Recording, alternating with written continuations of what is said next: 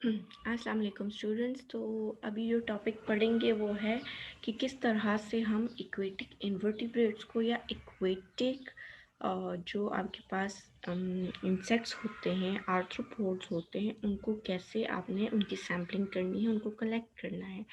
तो इसकी भी बिल्कुल उसी तरह से जैसे टेरेस्ट्रियल इन्वायरमेंट में थे, इनका भी एक एक्टिव मेथड ऑफ सैम्पलिंग है और दूसरा पैसिव मेथड ऑफ सैम्पलिंग होगा। ठीक है। एक्टिव में बंदा खुद कलेक्ट करेगा और पैसिव में वो नेट्स वगैरह को छोड़ देगा और उसके बाद उसमें कलेक्शन होगी। ठीक है।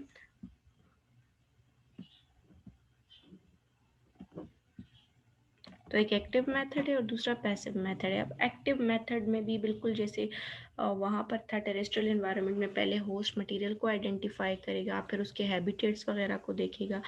तो सबसे पहले जो बंदा ऑब्जर्वेशंस कर रहा है उसने माइक्रो हैबिटेट्स देखने हैं, यानी जहाँ जहाँ पर ये इंसेक्ट्स रह सकते हैं, जैसे कि स्टोन्स होते हैं या फिर रूट के हेयर, उसके अलावा ग्रेवल्स जो छोटे छोटे से पत्थर होते हैं, sand, sediments, dead would, aquatic would, और उसके अलावा जो रिवर बैंक्स के नीचे का एरिया होता है वगैरह वगैरह, ये हैबिटेट्स पहले वो आइडेंटिफाई करता है।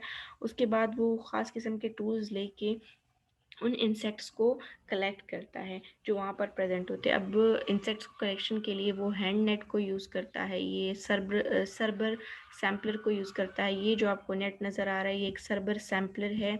ठीक है। इसके अलावा सबस्ट्रेट एक्सट्रैक्शन वगैरह भी होती है। ठीक है। इसके अलावा कैप्चर बाय हैंड होता है कि मतलब डायरेक्टली हाथ से ही कैप्चर कर ले इंसेक्ट्स को पानी में जो मिले। ठीक है।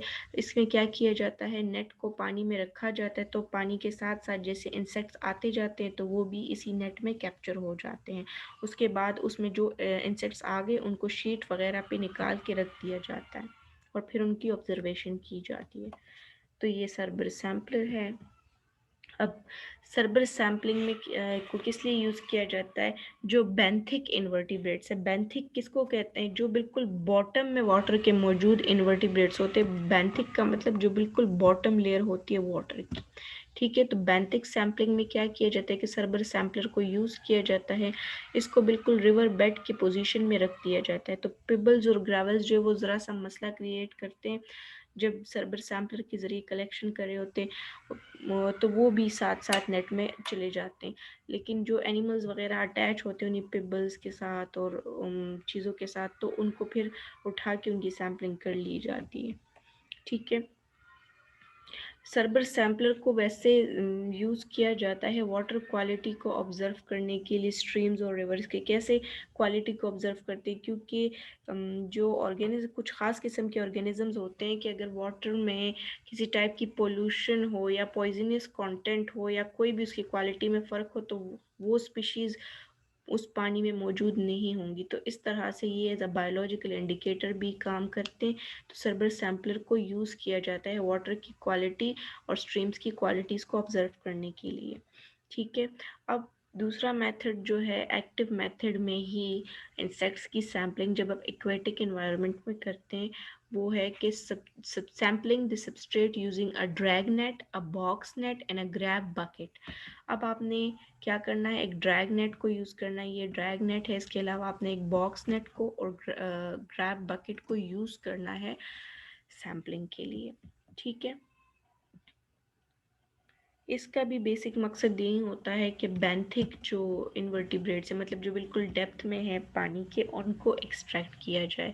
तो पहले ड्रैग नेट को यूज़ किया जाता है। तो ड्रैग नेट को बिल्कुल बॉटम का जो नेट है उसमें स्टोन्स वगैरह भर जाते हैं, तो उसकी वजह से वो काफ़ी हैवी हो जाता है, तो वो काफ़ी डीप चला जाता है, तो नीचे तक वो पहुंच जाता है और उसमें फिर इंसेक्ट्स कैप्चर हो सकते हैं। और बाकी जो दूसरी साइड होती है रिवर बैंक की, वहाँ तक भी ये पहुंच जाता है।